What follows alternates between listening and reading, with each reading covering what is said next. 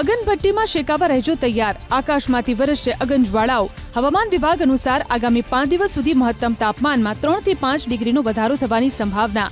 9 થી 11 માર્ચ સુધીમાં દરિયાકાંઠાના વિસ્તારમાં ફૂંકાશે ગરમ અને ભેજવાળા પવન।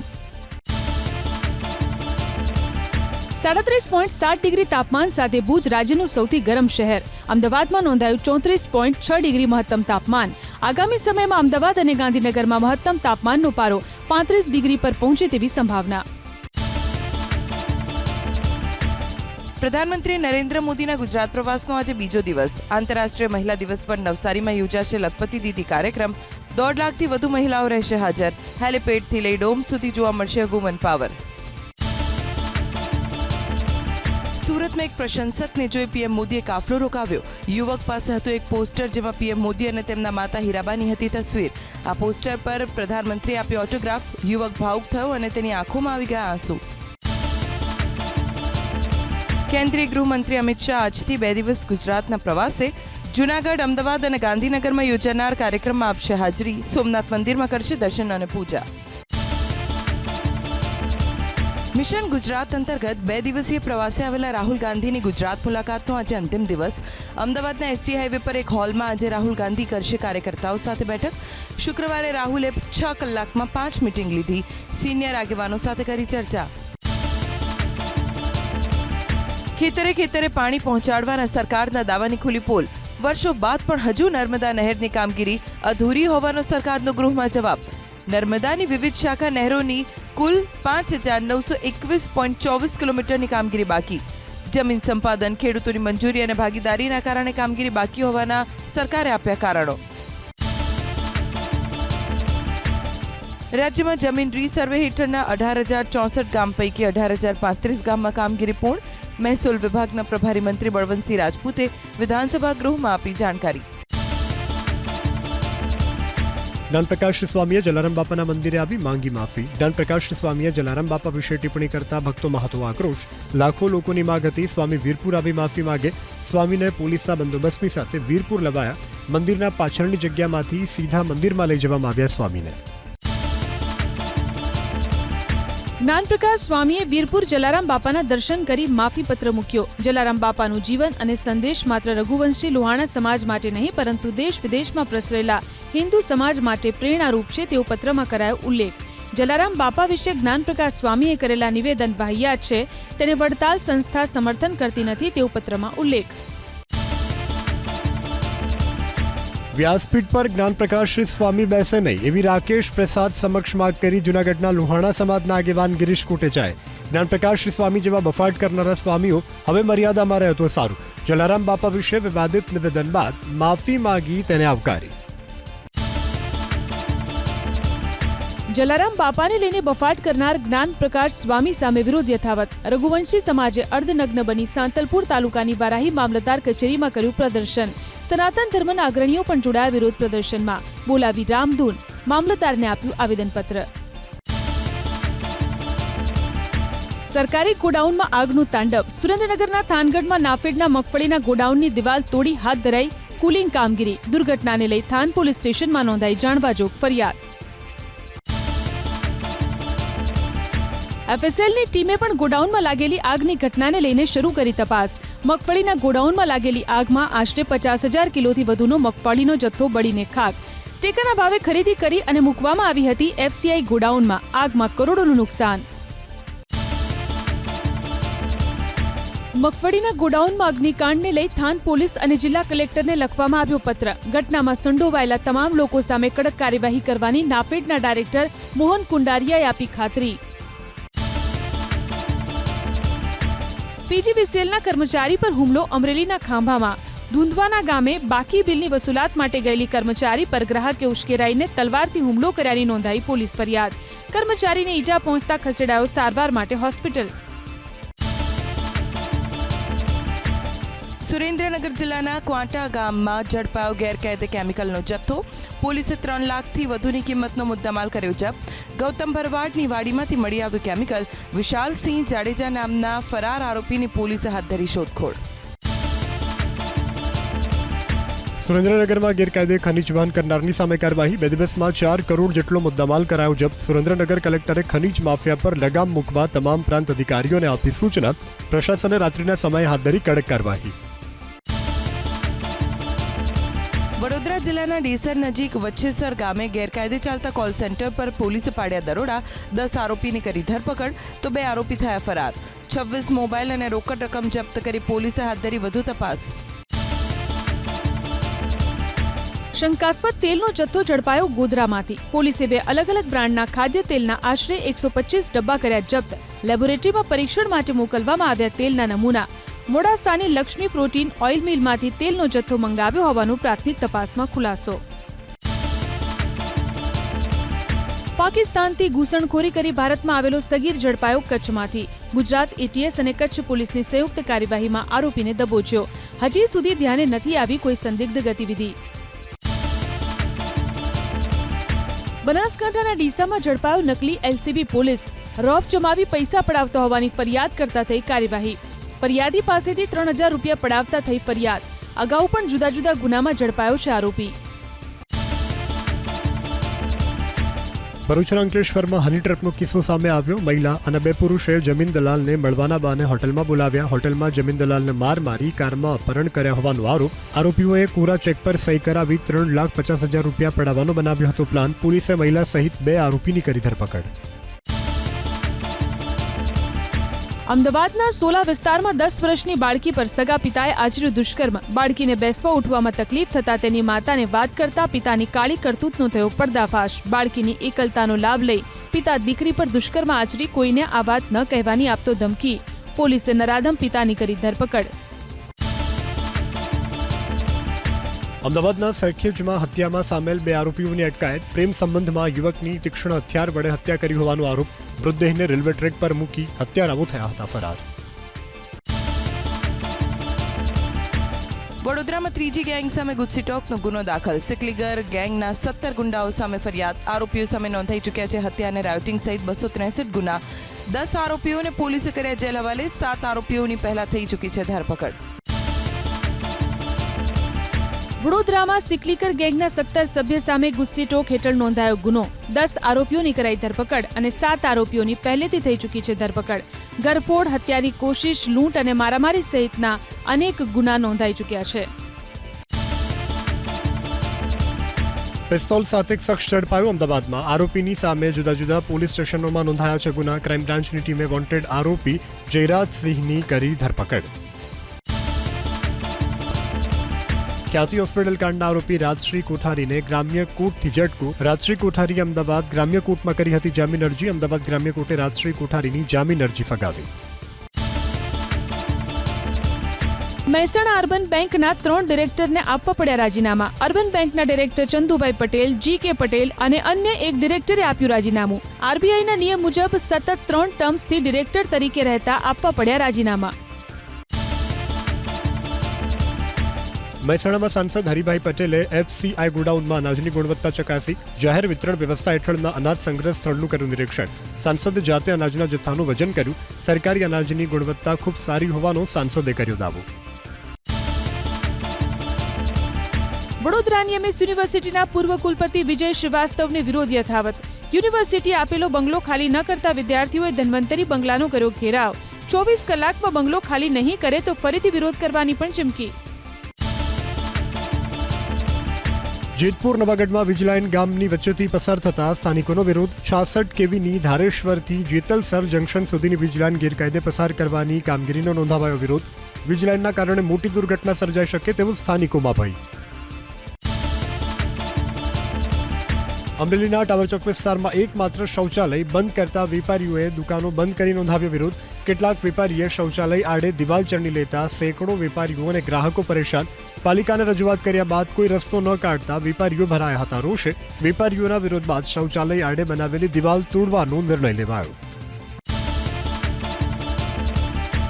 મહીસાગર જિલ્લામાં એમજીવીસીએલના વિભાગની કાર્યવાહી 93 કનેક્શનમાં વીજ ચોરી ઝડપાઈ 17,67,000 ફટકારવામાં આવ્યો દંડ 27 ટીમ બનાવી અને આકસ્મિક વીજ ચેકિંગ હાથ ધરવામાં આવ્યું સંતરામપુર કડાણા અને ખાનપુર તાલુકામાં હાથ ધરાયું વીજ ચેકિંગ ગેરકાયદે બાંધકામ પર બુલડોઝર ફરી વળ્યું વલભીપુરમાં. એક્ઝિક્યુટિવ મેજિસ્ટ્રેટના નેતૃત્વમાં પોલીસ બંદોબસ્ત સાથે હાથ ધરાઈ દબાણ હટાવવાની કામગીરી. ગોકુલધામ સોસાયટી પાછળથી દૂર કરાયા દબાણો. મામલતદાર અને દબાણકર્તાઓ વચ્ચે ઘર્ષણ. જાહેરમાં ગંદકી કરતા એકમો સામે અમદાવાદ મહાનગરપાલિકાની કાર્યવાહી. ઉત્તર પશ્ચિમ ઝોનના 4 એકમ કરાયા સીલ. કુલ 109 એકમોને આપવામાં આવી નોટિસ. અમદાવાદના દાણી લીમડામાં આવેલા અંકુર એપાર્ટમેન્ટ તોડવાને લઈ અને લીગલ કમિટી ચેરમેન પ્રકાશ ગુર્જરની પ્રતિક્રિયા. કોર્ટના હુકમ બાદ સ્થાનિકોએ ગેરકાયદે બાંધકામ સ્વેચ્છાએ હટાવવા તૈયારીઓ બતાવી હતી. 17 જાન્યુઆરીના કોર્ટના હુકમ બાદ 2 મહિના સુધી બાંધકામ દૂર ન કરાતા ઈએમસીએ લીધો નિર્ણય. કન્ટેમ્પ ઓફ કોર્ટ કરી અને ઇમારત ઊભું કરાયેલ બાંધકામને દૂર કરવામાં આવશે. બિસ્માર હાલતમાં Bhavnagar Somnath national highway Mahuva Bhadra highway પર ફરી એકવાર પડી તિરાડો. વિડીયો સોશિયલ મીડિયામાં વાયરલ થતા અધિકારીઓ થયા દોડતા. સ્ટેપલિંગ કરી તિરાડો જોડવામાં આવી. અંદાજે 8 મહિના અગાઉ જ હાઈવે મુકાયો હતો ખુલ્લો. ગટર ઉભરાઈ અમદાવાદના નિકોલમાં. જાહેર માર્ગ પર ફરી વળ્યા પાણી. ગોપાલ ચોક વિસ્તારમાં ભરાયા પાણી. ગટર લાઇન અને ખારીકટ કેનાલની કામગીરીને કારણે ગટરના પાણી બેક મારતા હોવાનો સ્થાનિકોનો દાવો. સ્થાનિક કાઉન્સિલર દીપક પંચાલે નિકોલના ગટરિયા પૂર અંગે મેળવી માહિતી. સ્થળ ઉપર પહોંચી પરિસ્થિતિ અંગે મેળવ્યો ક્યાસ. ખારીકટ કેનાલ અને ગટરની કામગીરી 1-2 મહિના સુધી ચાલશે. સ્થાનિકોને કોઈ મુશ્કેલી ન પડે તેનું રાખવામાં આવશે ધ્યાન. વિધાનસભા ગૃહમાં વાંકાનેરના ધારાસભ્ય જીતેન્દ્ર સોમાણીએ ભૂગર્ભ ગટર યોજનાની કામગીરીને લઈને પૂછ્યો સવાલ. સ્વર્ણિમ જયંતિ મુખ્યમંત્રી શહેરી વિકાસ યોજના અંતર્ગત વાંકાનેર શહેરની ભૂગર્ભ ગટર યોજના માટે 5,74,00,000 મંજૂર કર્યા હોવાનો મંત્રી ઋષિકેશ પટેલે આપ્યો જવાબ. ડિસેમ્બર 2025 સુધીમાં પૂર્ણ થશે કામ. અમદાવાદ શહેરમાં ફરી રઝળતા ઢોરનો ત્રાસ શરૂ. 6 દિવસમાં 125 ફરિયાદ. કાર્યવાહી કરવા હેલ્થ કમિટીમાં કરાઈ માંગ. મનપા રોજ સરેરાશ 10 થી 20 ઢોર પકડતી હોવાનો દાવ. ખાદ્ય પદાર્થોના ટેસ્ટ માટે અમદાવાદ શહેરમાં ખરીદાયા નવા 9 મશીન. તપાસનો સમય થશે ઓછો, અસરકારકતા વધશે. મનપાની લેબમાં હાલ 12 લેબ વૈજ્ઞાનિક. યુડાયસ મોડ્યુલમાં એન્ટ્રી ન કરનારી અમદાવાદ શહેરની 468 સ્કૂલને નોટિસ. 10 માર્ચ સુધીમાં કામગીરી પૂર્ણ નહીં કરાય તો કડક કાર્યવાહીની ચીમકી. અપાર આઈડી માટે વિગતો અપડેટ કરવા જિલ્લા શિક્ષણ અધિકારીએ શાળાઓને આપી હતી સૂચના. રેલવે વિભાગમાં પ્રમોશન માટેની તમામ વિભાગીય પરીક્ષા હવે લેશે આરઆરબી. તમામ ઝોન માટે કેલેન્ડર બનાવી કમ્પ્યુટર બેઝ ટેસ્ટ લેવાશે. રેલવે બોર્ડની ઉચ્ચ સ્તરીય બેઠકમાં લેવાયો નિર્ણય. જૂનાગઢ મહાનગરપાલિકા કમિશનરે 2025-26નું બજેટ સ્ટેન્ડિંગ સમિતિની બેઠકમાં કર્યું રજૂ. 20% કર બોજ સાથે 1,482.70 કરોડનું બજેટ કરાયું રજૂ. નગરસેવકોને વિકાસના કામ માટે પ્રતિ માસ 80,000 રૂપિયાની બજેટમાં કરાઈ જોગવાઈ. ગાંધીના ગુજરાતમાં દારૂબંધી છતાં દારૂની રેલમછેલ. એક જ વર્ષમાં પકડાયો 30 લાખ લીટર વિદેશી અને 2 લાખ લીટર દેશી દારૂનો જથ્થો, તો કરોડોની કિંમતમાં ચરસ, અફીણ, ગાંજાનો જથ્થો જપ્ત. સોનું, ડ્રગ્સ, સિગારેટ બાદ હવે ડાયમંડની પણ દાણચોરી. અમદાવાદ ઇન્ટરનેશનલ એરપોર્ટ પરથી 3 કરોડની કિંમતના ડાયમંડ સાથે 3 પ્રવાસીઓની અટકાયત. હેરાફેરીનું સુરત કનેક્શન હોવાની આશંકા. દાહોદમાં ખાનગી વાહનો પર જીવના જોખમે સ્થાનિકો કરે છે મુસાફરી. બાળકો અને મહિલાઓ પણ કરે છે જોખમી મુસાફરી. એસટી બસની પૂરતા પ્રમાણમાં સુવિધા ન હોવાના કારણે લોકો જોખમી રીતે મુસાફરી કરવા બન્યા મજબૂર. ગાંધીનગર કલોલ સેક્શનમાં મોટી આદરજ સ્ટેશન પર રેલવે બ્લોક. આવતીકાલથી 11 માર્ચ વચ્ચે 2 ટ્રેન કરવામાં આવી રદ. 5 ટ્રેન કરાઈ ડાયવર્ટ. હોળી અને ધૂળેટીમાં અમદાવાદથી એસટી નિગમ દોડાવશે 820 સ્પેશિયલ બસીસ. 9 થી 13 માર્ચ ગીતા મંદિર, વિકલ બ્રિજ, ઓઢવ રિંગ રોડથી ઉપડશે બસ. રાજ્યભરમાંથી 1200થી વધુ સ્પેશિયલ બસ મૂકવાનું આયોજન. અમેરિકી રાષ્ટ્રપતિ ટ્રમ્પે કર્યું મોટું નિવેદન. ખૂબ વધુ ટેરિફથી ભારતમાં અમેરિકી ઉત્પાદન વેચી નહીં શકીએ. હાલ પૂરતું ભારત આયાત પર ટેરિફ ઓછું કરવા તૈયાર હોવાનો કર્યો દાવ. ભારત તરફથી ઔપચારિક નિવેદનની જોવાઈ રહી છે રાહ. રશિયા પર અમેરિકાના પ્રતિબંધોની જોરદાર અસર. અમેરિકાથી ભારતમાં ક્રૂડ ઓઇલની નિકાસ છેલ્લા 2 વર્ષની ટોચે. ચીને 10% ટેક્સ લાદતા અમેરિકાથી ચીનમાં ઓઇલ એક્સપોર્ટ છેલ્લા 5 વર્ષના તળિયે. રશિયા યુક્રેન યુદ્ધને લઈ અમેરિકી રાષ્ટ્રપતિ ટ્રમ્પનું નિવેદન. કહ્યું, મને વિશ્વાસ છે કે પુતિન ઈચ્છે છે શાંતિ, પણ યુક્રેન સાથે ડીલ કરવામાં પડી રહી છે મુશ્કેલી. યુદ્ધ ન અટક્યું તો થઈ શકે છે ત્રીજું વિશ્વયુદ્ધ. અમેરિકી ટેરિફની અસરને ઓછી કરવા કેનેડાની તૈયારી. વ્યવસાયિકો અને શ્રમિકોની સુરક્ષા માટે આર્થિક ઉપાયોની કરી જાહેરાત. ટેરિફથી અમેરિકામાં કેનેડાના માલ સામાનના વેચાણમાં ઘટાડો થવાની સંભાવના. ટ્રમ્પે કેનેડા અને મેક્સિકો પર 30 દિવસ માટે ટેરિફ ટાળ્યો. કેનેડાના લોકોએ અમેરિકન ટામેટાનો બહિષ્કાર કર્યો, જ્યારે ઇટાલિયન ટામેટાનો ઉપયોગ શરૂ કર્યો. વેકેશનમાં અમેરિકા જવાનો પ્લાન પણ કેનેડાના લોકોએ કર્યો રદ. ટ્રેડ વોરની બબાલ વચ્ચે અમેરિકી રાષ્ટ્રપતિ ટ્રમ્પ ઈરાન સાથે પરમાણુ ડીલ કરવાની તૈયારીમાં. ઈરાનના સુપ્રીમ લીડરને લખ્યું પત્ર, જેમાં લખ્યું કે પરમાણુ હથિયાર વિકસાવવાની મંજૂરી ન આપી શકાય. આ સાથે જ ટ્રમ્પે દાવો પણ કર્યો કે તેઓ ઈરાનને નુકસાન પહોંચાડવા નથી માંગતા. યુક્રેનના રાષ્ટ્રપતિ ઝેલેન્સ્કીએ આપી રશિયાના હુમલાની વિસ્તૃત જાણકારી. કહ્યું, એક જ રાતમાં થયા 250થી વધુ હુમલાઓને બનાવવામાં આવ્યા નિષ્ફળ. મદદ માટે યુરોપનો આભાર માન્યો. સિરિયામાં ફરી છેડાયું ગૃહયુદ્ધ. 70થી વધુ લોકોના મોત. પૂર્વ રાષ્ટ્રપતિ અસદના સમર્થકો અને HTSના લડાકુઓ વચ્ચે થયું ઘર્ષણ. હુમલાખોરોએ એકબીજા પર રોકેટ લોન્ચર વડે હુમલો કર્યો. રસ્તા પર ઉતરી સિરિયન સેના. હિંસા બાદ સિરિયામાં ફરી અશાંતિનો માહોલ. 11 માર્ચે પ્રધાનમંત્રી મોદી મોરિશિયસના પ્રવાસે. વિદેશ મંત્રાલયના પ્રવક્તા રણદીપ જાયસ્વાલે આપી જાણકારી. મોરિશિયસના રાષ્ટ્રીય દિવસ સમારોહમાં લેશે ભાગ. રાષ્ટ્રપતિ અને પ્રધાનમંત્રી સાથે કરશે મુલાકાત. ભાષા મુદ્દે તમિલનાડુના મુખ્યમંત્રી સ્ટાલિન પર અમિત શાહના પ્રહાર. બોલ્યા, સ્ટાલિને તમિલ ભાષામાં શરૂ કરવો જોઈએ એન્જિનિયરિંગ અને મેડિકલમાં અભ્યાસ. લલિત મોદી પર વિદેશ મંત્રાલયનો મોટો ખુલાસો. પાસપોર્ટ સરેન્ડર માટે લલિત મોદીએ લંડનમાં ભારતીય હાઈકમિશનમાં કરી અરજી. લલિત મોદીએ લીધી છે વાનતુની નાગરિકતા.